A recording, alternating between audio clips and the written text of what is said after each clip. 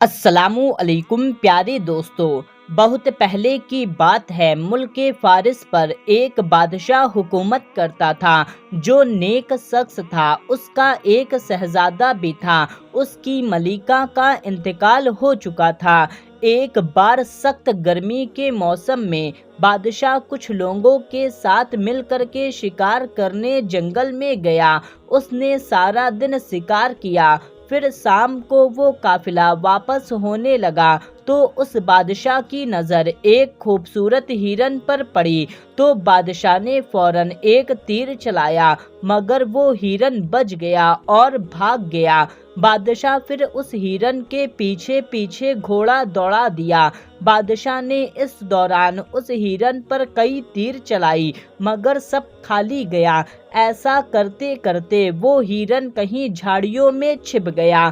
اب رات ہونے والی تھی، اس لیے بادشاہ نے جانا مناسب نہیں سمجھا اور اپنا گھوڑا واپس گھما لیا کہ اتنے میں خاموشی کو چیرتے ہوئے کسی کے رونے کی آواز آئی۔ یہ سن کر بادشاہ بہت حیران ہوا کہ اتنے گھنے جنگل میں کسی عورت کی رونے کی آواز آ رہی ہے۔ اتنے میں بادشاہ اپنے گھوڑے سے اترا اور آواز کے پیچھے پیچھے جانے لگا۔ تھوڑی دور جانے کے بعد بادشاہ نے دیکھا گھنے درخت کے بیچ میں ایک بہت پرانا کنواں ہے، جس کے منڈیر پر ایک نہایت ہی خوبصورت عورت بیٹھی رو رہی ہے۔ اس کا رنگ دودھ سے زیادہ سفید اور اس کے بال سنہرے تھے جو دور سے ہی چمک رہے تھے۔ اس نے پھٹے پرانے کپڑے پہن رکھے تھے۔ بادشاہ اس کے پاس پہنچا اور نرم لہجے میں پوچھنے لگا، اے خاتون، تم کون ہو اور اس ویران جنگل میں بیٹھی کیوں رو رہی ہو؟ میں اس ملک کا بادشاہ ہوں، بتاؤ کس نے تم پر ظلم کیا ہے؟ تم کو انصاف ملے گا۔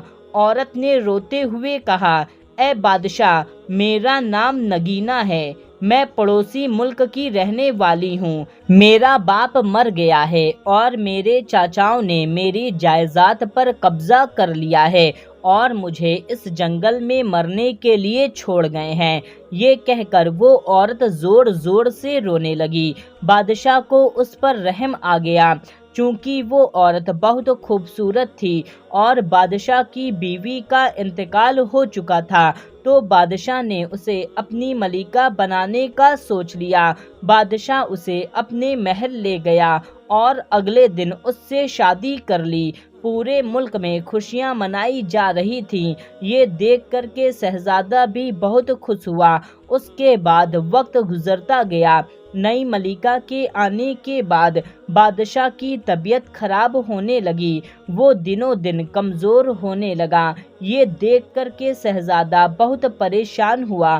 اس نے ملک کے بڑے بڑے حکیموں اور طبیبوں سے بادشاہ کا علاج کروایا، مگر کوئی فائدہ نہیں ہوا۔ دور دور سے حکیم آئے، مگر ان کو یہ بھی معلوم نہ چل سکا کہ آخر بادشاہ کو ہوا کیا ہے۔ بادشاہ کا رنگ سیاہ پڑ چکا تھا۔ اس کے بعد شہزادے نے فیصلہ کیا کہ وہ ملک کے سب سے بڑے نجومی کے پاس جائے گا۔ پھر شہزادہ ایک بہت بڑے نجومی کے پاس جاتا ہے۔ نجومی شہر سے دور ایک پہاڑی میں رہا کرتا تھا۔ شہزادے نے نجومی کو ساری بات بتائی اور مرض کے بارے میں پوچھنے لگا۔ نجومی نے کچھ حساب لگایا اور کہنے لگا، اے شہزادے، بادشاہ کی بیماری کی وجہ وہ ملکہ ہے۔ یہ سن کر شہزادہ پوچھنے لگا، بابا وہ کیسے؟ تو نجومی نے کہا، میرا حساب بتا رہا ہے، وہ ملکہ اصل میں ایک انسان نہیں ہے، بلکہ وہ انسان کی شکل میں وہ ناگن ہے۔ جب کوئی سانپ 500 سال کی عمر کو پہنچ جاتا ہے اور اس 500 سال میں کسی انسان کی نظر اس پر نہیں پڑتی، تو پھر اس سانپ کو یہ طاقت مل جاتی ہے کہ وہ جب چاہے کسی بھی انسان یا جانور کا روپ لے سکتا ہے۔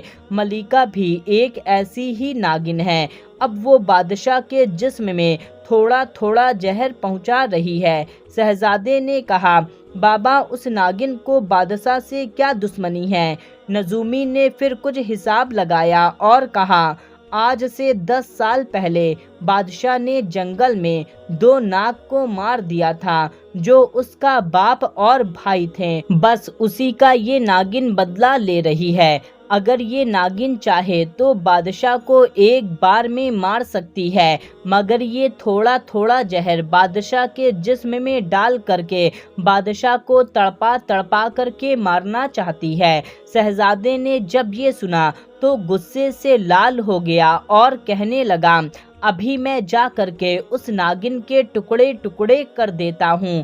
یہ سن کر نجومی بابا نے کہا، نہیں شہزادے، اس کو مارنا اتنا آسان نہیں ہے، وہ بہت طاقتور ناگن ہے۔ اگر تمہارا وار کھالی گیا تو پھر تم اس کے وار سے نہیں بچ پاؤ گے۔ شہزادے نے کہا، تو پھر مجھے کیا کرنا چاہیے؟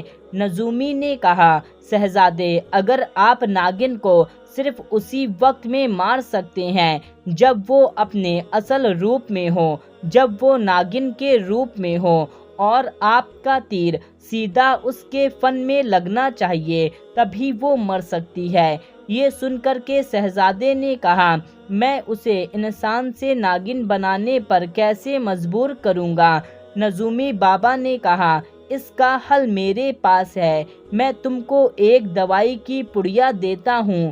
آج رات کھانا کھانے کے وقت میں چپکے سے اس کے پانی میں اس دوائی کو ملا کر کے پلا دینا، اور اس کے کمرے میں موجود سرائی کو ہٹا دینا اور کمرے میں ایک تالا لگا دینا۔ اس دوائی کے اثر سے ملکہ کو آدھی رات کو زور کی پیاس لگے گی، پھر اس کے بعد جو ہوگا اپنی آنکھوں سے آپ دیکھ لینا۔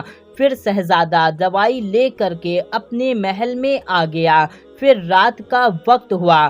شہزادے نے بڑی ہوشیاری سے ملکہ کے پانی میں وہ دوائی ملا دی اور ملکہ نے اس پانی کو پی لیا۔ پھر شہزادے نے ملکہ کے کمرے کی سرائی کا پانی خالی کر دیا اور بغل والے کمرے میں چھپ گیا۔ جب ملکہ کمرے میں آئی تو شہزادے نے چپکے سے کمرے کے باہر تالا لگا دیا اور ایک تیر کمان لے کر کے روشن دان کے پاس بیٹھ گیا۔ آدھی رات کو ملکہ کو زوردار پیاس لگی تو سراہی کے پاس گئی تو سراہی خالی تھی، دروازے کی طرف بڑھی تو دروازہ بند تھا۔ شہزادہ یہ سب دیکھ رہا تھا۔ دوستو، اس کمرے میں ایک نالی تھی جو گندے پانی کو بہانے کے لیے بنائی گئی تھی۔ ملکہ نے فیصلہ کیا کہ وہ اس نالی سے باہر جا کر کے اپنی پیاس کو بجھائے گی۔ پھر ملکہ نے بادشاہ کی طرف دیکھا تو وہ سو رہا تھا، تو ملکہ نے ایک فنکار لگائی اور دیکھتے ہی دیکھتے وہ ناگن بن گئی۔ وہ بل کھاتے ہوئے نالی کے راستے باہر نکل گئی۔ شہزادے کو اتنا وقت ہی نہیں مل سکا کہ وہ تیر چلا سکے۔ پھر وہ ناگن کے پیچھے پیچھے گیا۔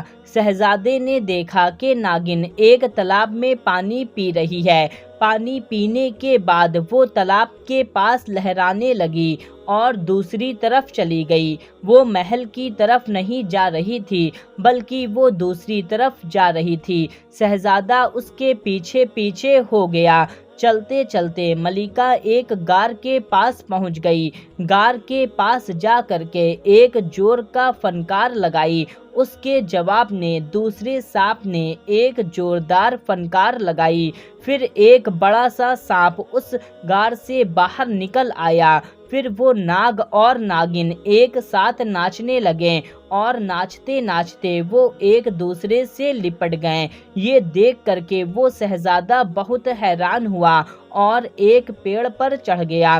پھر وہ ناگ غار میں چلا گیا اور یہ ناگن محل کی طرف چل دی، اور شہزادے کے لیے یہی صحیح وقت تھا۔ शहजादे ने अल्लाह का नाम ले करके एक तीर चलाई जो नागिन के फन पर लग गई और नागिन तड़पने लगी। तड़पते तड़पते वो इंसानी रूप में आने लगी। आधा जिस्म ही इंसान बन पाया था, तभी उसकी जान निकल गई। उसकी आवाज को सुन करके वही नाग गार से बाहर आया। जब वो नाग गार से बाहर आया तो उसके मुंह से आग के शोले निकल रहे थे। ये सब देख करके शहजादा बहुत ज्यादा घबरा गया और उस नाग पर एक तीर चला दी। उस तीर से नाग के दाहिनी आंख में वो तीर जा लगी। फिर शहजादे ने दूसरी तीर चलाई तो नाग के बाईं आंख पर लग गई। अब नाग अंधा हो गया, उसे कुछ भी दिखाई नहीं दे रहा था, तो शहजादा बार बार उस नाग पर तीर चला रहा था, जिससे वो नाग भी वहीं पर मर गया।